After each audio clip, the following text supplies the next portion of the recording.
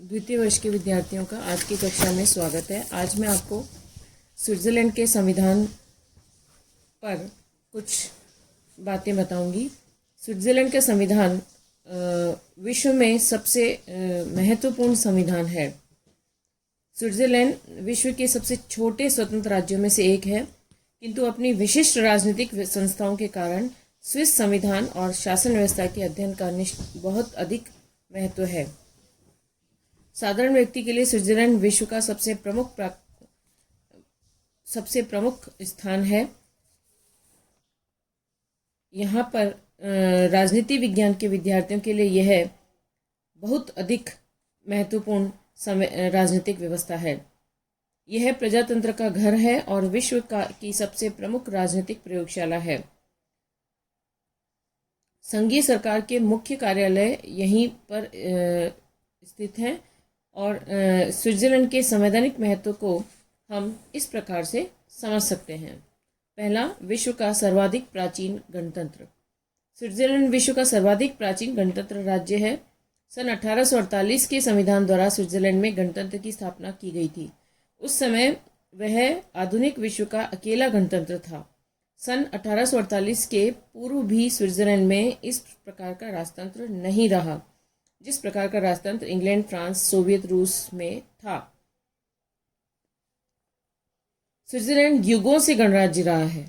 Swiss नागरिक न केवल वंशानुगत राजा वरन किसी एक निर्वाचित प्रधान को भी पूर्ण शक्ति प्रदान करने के विरुद्ध रहे हैं और इस गणतंत्रीय भावना की अत्यधिक प्रबलता के कारण ही उनके द्वारा एकल कार्यपालिका के स्थान पर बहुल कार्यपालिका को अपनाया गया है।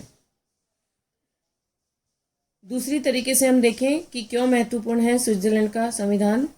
यह प्रजातंत्र का आदर्श प्रतीक है। स्विस राजनीतिक व्यवस्था को महत्व प्रदान करने वाला दूसरा तत्व उसका प्रजातंत्रात्मक लक्षण है। आधुनिक युग में स्विट्ज़रलैंड उसी प्रकार से प्रजातंत्र का प्रतीक है जिस प्रकार प्राचीन विश्व में एथेंस था।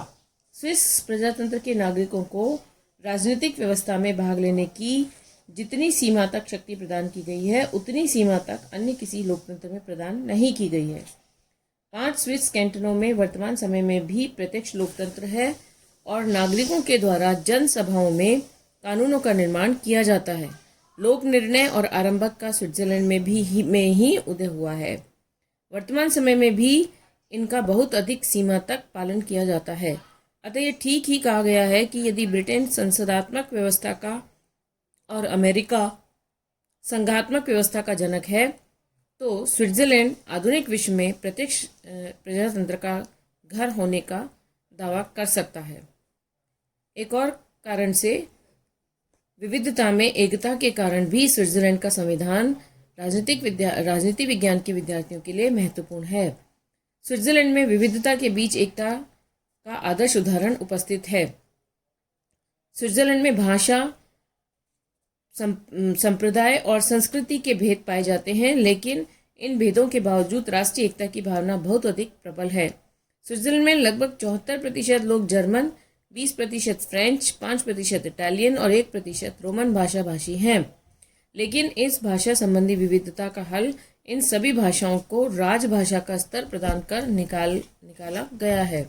इस प्रकार वहाँ लगभग 58% लोग प्रोटेस्टेंट, 40% रोमन कैथोलिक, 1% यहूदी और 1% अन्य हैं। लेकिन इन सभी ने पंथीय सहिष्णुता और एक दूसरे के प्रति सम्मान को इतने गहरे रूप में अपना लिया है कि इन पंथीय भेदों ने राष्ट्रीय एकता को निर्बल करने के बजाय सुदृढ़ ही किया है।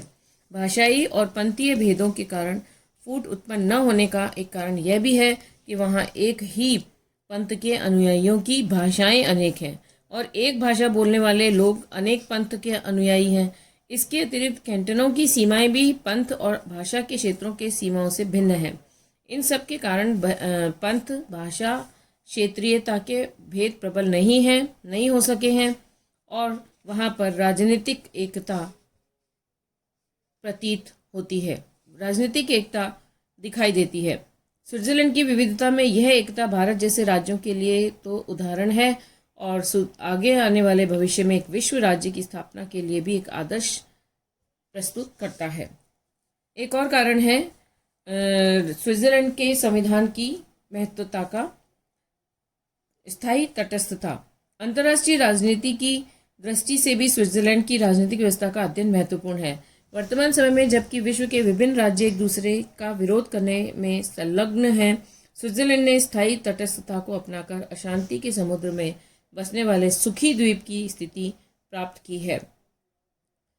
सर्वप्रथम 1815 की वियना कांग्रेस द्वारा स्विट्जरलैंड की स्थायी तटस्थता को मान्यता प्रदान की गई थी।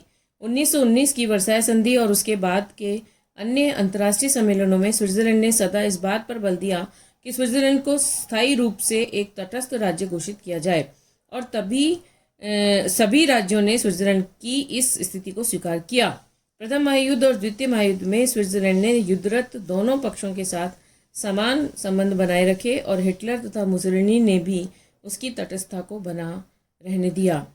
अपनी इस तटस्थता की नीति के कारण ही स्विट्जरलैंड ने 2001 में तक संयुक्त राष्ट्र की सदस्यता भी प्राप्त नहीं की, क्योंकि संघ की सदस्यता सदस्य राज्यों को आक्रमणकारी राज्य का विरोध करने का दायित्व सौंपती है।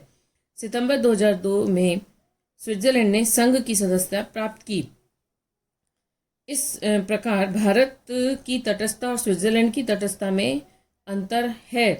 भारतीय तटस्थता का तात्पर्य शीत युद्ध के दो पक्षों से तटस्थता है, जबकि जिसे सही अर्थों में असंलग्नता कहा जाना चाहिए। आधुनिक विश्व के अन्य तथाकथित तटस्थ राज्यों की स्थिति भी यही है, लेकिन स्विट्जरलैंड अंतर्राष्ट्रीय कानून के अर्थों में तटस्थ और विश्व के विभिन्न राज्यों के विवादों से कुछ भी लेना देना नहीं है।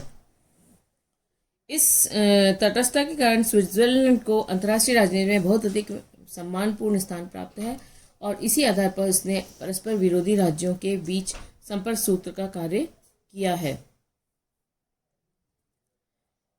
एक और कारण है स्विट्जरलैंड के संविधान के अध्ययन का बहुल कार्यपालिका। सामान्यतः ऐसा समझा जाता है कि कार्यपालिका का संगठन एकल होना चाहिए, जिससे उसके द्वारा शासन व्यवस्था का संचालन कुशलता के साथ किया जा सके।